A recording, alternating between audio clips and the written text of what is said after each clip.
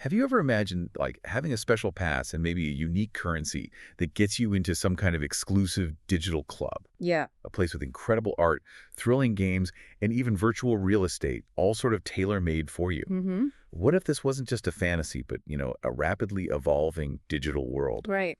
Today, we're taking a deep dive into something called ApeCoin, or APE. And this isn't just another digital token. No, definitely not. It's designed to be the foundational economic layer for a massive cultural phenomenon, the Bored Ape Yacht Club, and its expanding Web3 universe, Yuga Labs. And our mission in this deep dive really is to unpack the journey of ApeCoin. From its origins as just a community token to its really ambitious plans. Right. Plans to power a whole new generation of digital art, gaming, entertainment. We'll look at what problem it aims to solve, how it's trying to build its own digital world, and, what exciting opportunities, but also the significant challenges lie ahead. Okay. We've really dug through a lot of detailed reports and research to guide us today. Okay, so let's unpack this then. Why did something like ApeCoin even need to be created in the first place? Yeah. Like, what real-world problem was it trying to solve? Yeah, that's a great question to start with. Because for many people, it might just seem like, oh, another digital coin. Totally. Well, think of it like this. Imagine a bustling, growing city, but it's all digital, right? Okay. The Bored Ape Yacht Club and Yuga Labs, they'd created this incredible digital city full of unique art, games, thriving communities. But they quickly realized their city was growing so fast that its roads, the existing digital networks they were built on, like Ethereum, they were just getting incredibly congested. But digital traffic jams. Right. We could all relate to that. Yeah, digital traffic jams. And one specific problem was fragmentation. Imagine trying to navigate a city where, like, every neighborhood used a different currency. Or where you had to use a completely separate payment system for every single shop. There was just no single, smooth way to buy things, play games, or make decisions across all these different digital experiences. It felt really disconnected. Right. Messy. Very messy.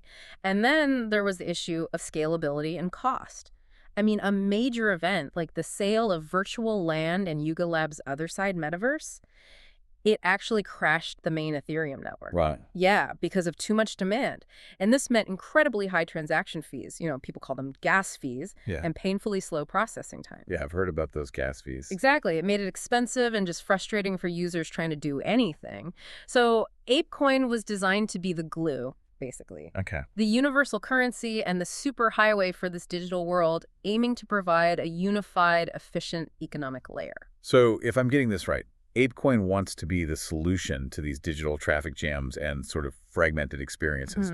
But what's its core idea? Like, how does it plan to actually achieve this in simple terms? Okay, so at its heart, ApeCoin wants to build a self-sustaining digital nation. That's maybe a grand way to put it. But A digital nation. yeah, with its own dedicated infrastructure and its own economy. Let's try an analogy. Imagine you're building a new massive theme park. Okay, like Disneyland or something. Exactly. Now, instead of relying on the crowded public roads to get people there and using, regular dollars for everything inside, ApeCoin decided to build its own private roads and its own special currency just for its park. Ah, I see. This private road system is called ApeChain, and it's built on special technology that lets it run super fast and super cheap only for their ecosystem. So this private approach gives them more direct control over the user experience and maybe makes it cheaper.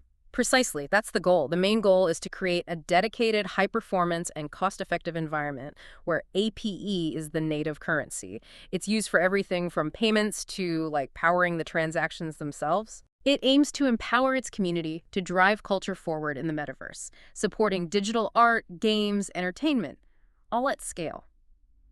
It started as just a basic token on Ethereum, remember? But now it's transforming into the actual fuel that powers its own digital world. It's becoming foundational. Okay, so ApeChain is their private highway. How does this private highway actually work? Can you, walk us through how transactions happen and how everything is connected? It sounds complicated. It is a bit layered, but let's break it down. Picture a multi-layered highway system, okay? Each lane serves a different specialized purpose, but they all work together. Okay, I like analogies. Give me another one. All right, so lane one is the foundation, that's Ethereum. This is the super secure fundamental base layer. Remember, ApeCoin originally started here as an ERC20 token. Right, the standard type. Yeah, a common, robust standard. So it benefits from Ethereum's security and decentralization. All the final, really critical decisions and security stuff still gets settled here. Ultimate safety net. Gotcha. Base layer security. Then, lane 2 is the main artery Arbitrum 1. Now, Arbitrum is what they call a layer 2 scaling solution. Its job is basically to make Ethereum transactions more efficient. How does it do that? Well, it bundles lots of transactions together and processes them much faster than doing it directly on Ethereum's main lane. It still reports back to Ethereum, so it inherits its security, but it takes a huge load off that main network. Okay, so like an HOV lane, but for transactions. Kinda, yeah. And then the most important one for APE's specific needs, lane 3, is the Express Lane Ape chain. This is their custom-built app chain. They use something called Arbitrum Orbit to build it, which is basically a toolkit for making these custom chains. Oh, okay. It's a dedicated express lane just for ApeCoin activities, highly optimized for things like games and metaverse interactions. And this is the super fast, super cheap part. Exactly. To make it incredibly fast and cheap, ApeChain uses something called AnyTrust.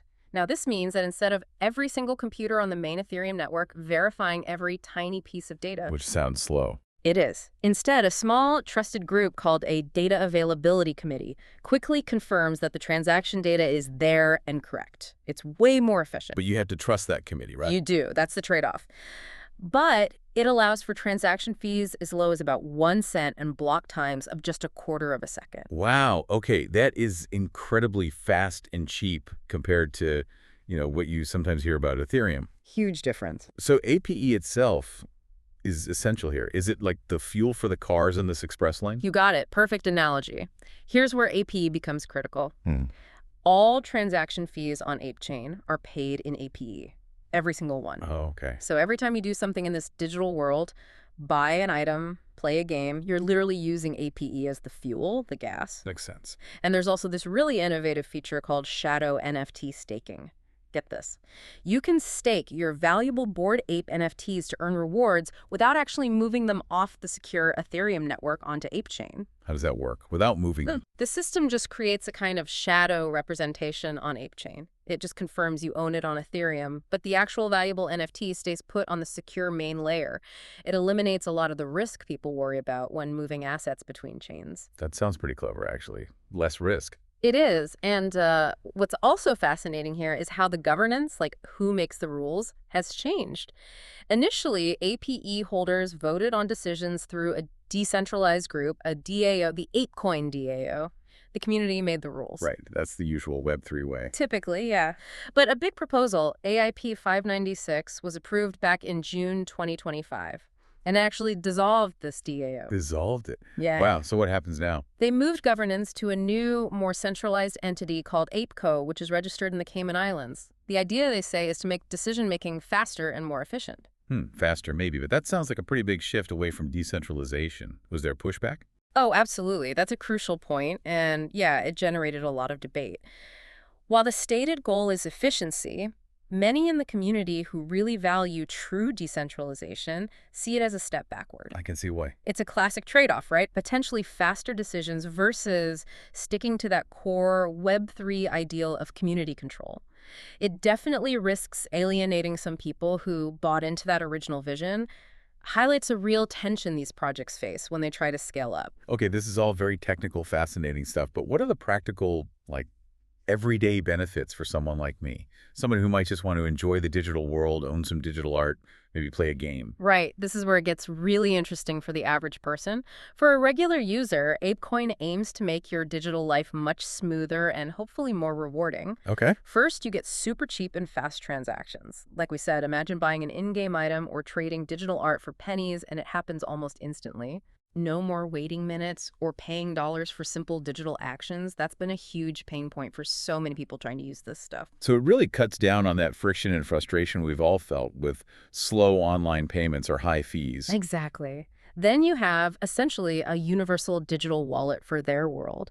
APE becomes your go-to currency across the different Yuga Labs projects. Right. You can use it to buy virtual land on other side, grab exclusive digital collectibles, get services, all within their ecosystem using one currency. More convenient. Definitely. Yeah. And owning APE can also be like having a membership card to an exclusive club. Gets you exclusive access and perks. Like what? Special games, limited edition merchandise, unique events.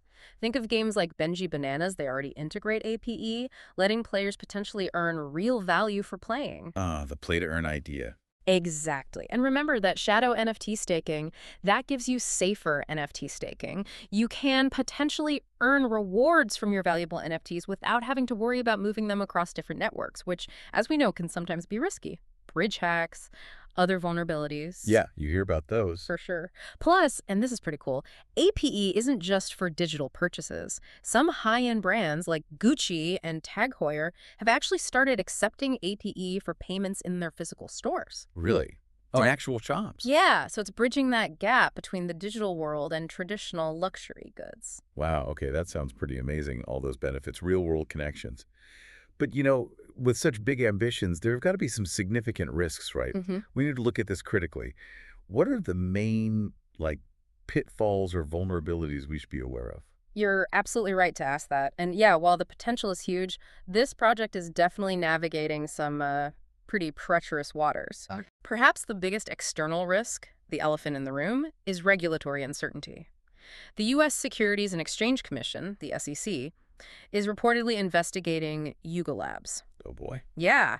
They're questioning whether their NFTs and the way ApeCoin was distributed might count as selling unregistered securities. And if they decide it is a security, what happens then? Well, that could be really bad. It could mean APE gets delisted from major exchanges, especially in the U.S. Significant legal trouble for Yuga Labs. It would severely impact its accessibility and probably its value. Yikes. That sounds like a huge potential roadblock that could just derail everything they're trying to build. It definitely is. It hangs over them.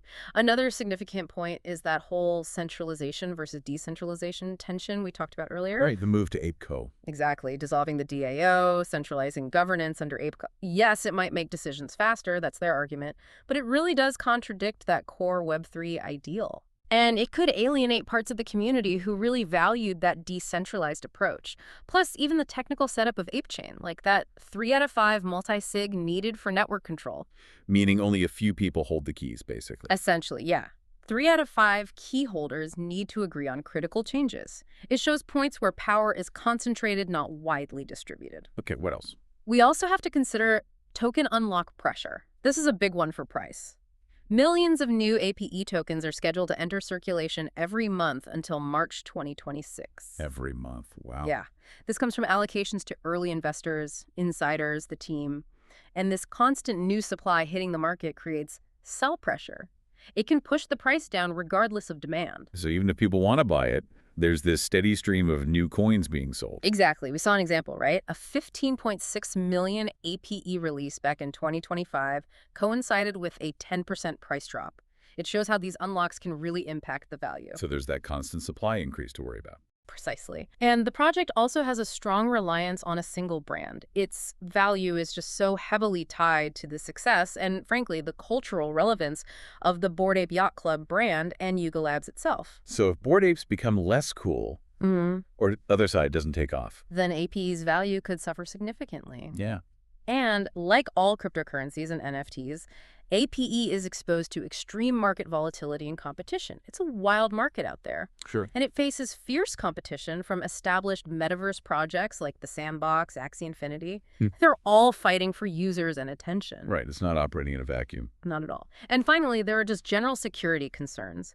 With such a complex ecosystem, different layers, bridges connecting them, various apps being built, there's just a larger surface area for potential attacks, for vulnerabilities, and a fully comprehensive public security audit for the entire ApeChain stack.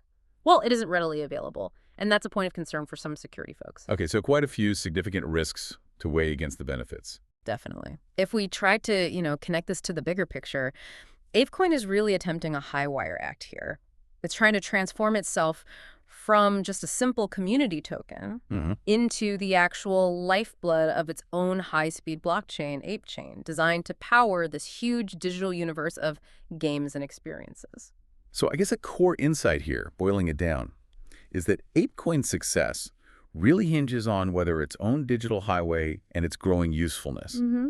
Can it actually outpace that constant market pressure from the token unlocks? Yeah, that's a big part of it. And can it successfully navigate these, ever-looming regulatory storms? It's a really bold venture into uncharted digital territory. Lots of promise, but wow, significant challenges too. Before we wrap up, this is probably a great point to quickly mention something to our listeners. That's right, Sarah. If you're enjoying how we break down these complex projects into hopefully simple pieces and want more deep dives just like this one, make sure you follow our insights here at CryptoBox. We really try to do all the complex research, sift through it all so you don't have to. Definitely worth checking out. So, thinking about all this, Hmm. this project really makes you wonder, doesn't it? As these digital worlds become more integrated into our actual lives, how much control are we, willing to give to more centralized entities, even if they promise maybe greater efficiency or a smoother user experience? That is a fascinating thought to mull over, that trade-off between convenience and control. It's something for all of us to consider as these digital worlds keep evolving. What stands out to you most about ApeCoin's journey? From just being a digital collectible to trying to become this, digital nation state? It's the ambition, I think. Yeah. Well, we hope you found these insights valuable today. Thanks for joining us for this deep dive. Until next time, keep digging, keep learning, and definitely keep questioning.